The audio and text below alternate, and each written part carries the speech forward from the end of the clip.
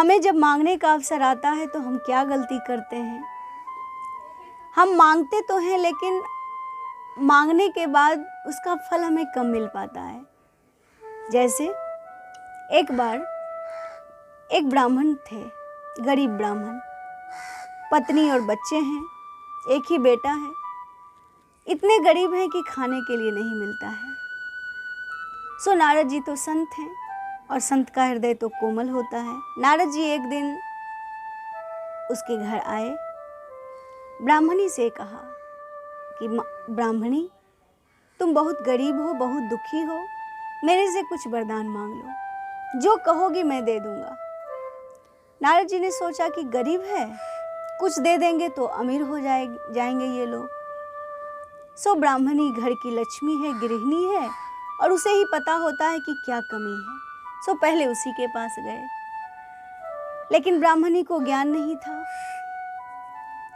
ब्राह्मणी ने कहा, महाराज जी, अगर मुझे कुछ देना चाहते हैं तो ऐसी कृपा करिए, हमको सुंदर बना दीजिए।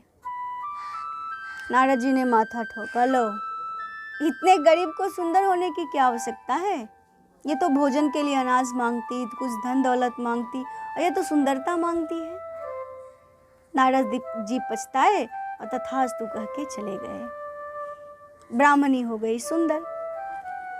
अब इतना सुंदर हो गई कि रास्ते से एक दिन राजा की सवारी निकली। राजा ने जब ब्राह्मणी को देखा तो मोहित हो गया और जबरदस्ती पकड़ के ले गया। अब ब्राह्मण दुखी है कि सुंदर थी इसलिए तो राजा लेके गया। नारद जी को फिर दया आई। नारद जी अब ब्राह्मण के पास आए, कहा, ब्राह्मण देवता कुछ मांग लो। ब्राह्मण ने कहा, मेरी ब्राह्मणी जैसे सुंदर बनी है उसको आप कुरूप बना दीजिए। नारद जी ने कहा, लो, ये वरदान भी गया। अरे अब तो ये सुख मांग लेता, लेकिन उसको तो ब्राह्मणी को दुखी करना था। सो उसने वरदान मांगा कि ब्राह्मणी कुरूप हो जाए। अब ब्राह्मणी हो गई कुरूप, राजा ने भगा दिया। नारद जी को फिर दया आई। अब उसके एकलौते बेटे के पास आए, कहा, बेटा कुछ वरदान मांग लो। बेटा कहता है, मेरी मैया और बाबा जैसे पहले रहते थे वैसे मेरे घर में आके रहने लगे, यही वरदान दे दो। नारद जी ने कहा, इसका भी गया। मैया बाबा आ गए, गरीब के गरीब, कुछ नहीं मिला। तो तीन बार अवसर मिला, लेकिन इन तीनों ने अवसर का लाभ नहीं लिया। और उस बुढ़िया माता ने, जिसकी कथा हमने पिछले वीडियो में सुनी थी, एक ही बार में सब कुछ पा लिया। तो कहने का हमारा तात्पर्य कि हम अपने जीवन में अगर कुछ इच्छा रखते हैं तो वैसी इच्छा रखनी चाहिए जो दुर्लभ हो सबके लिए, और जब हमें प्राप्त हो जाए तो हमारा जीवन धन्य हो जाए, हमें एक बार में बहुत सारी चीजें मिल जाएं।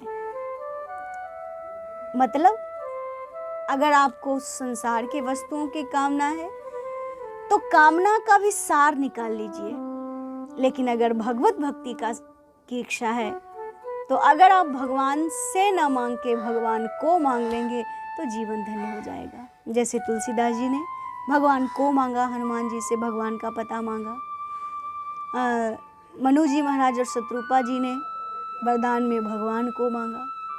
तो इसी तरह से हमें भगवत भक्ति की इच्छा होनी चाहिए, भगवत दर्शन की लालसा होनी चाहिए और भगवान नाम हमारे जीवन में आता रहे, इसका प्रयास करते रहना चाहिए। इसी तरह से आप लोग हमारी कथा को सुनते रहिए।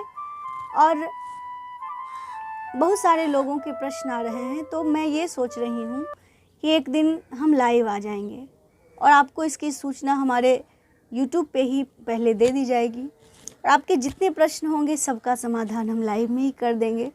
और लाइव में आप कमेंट भी कर सकते हैं, नया प्रश्न भी कर सकते हैं।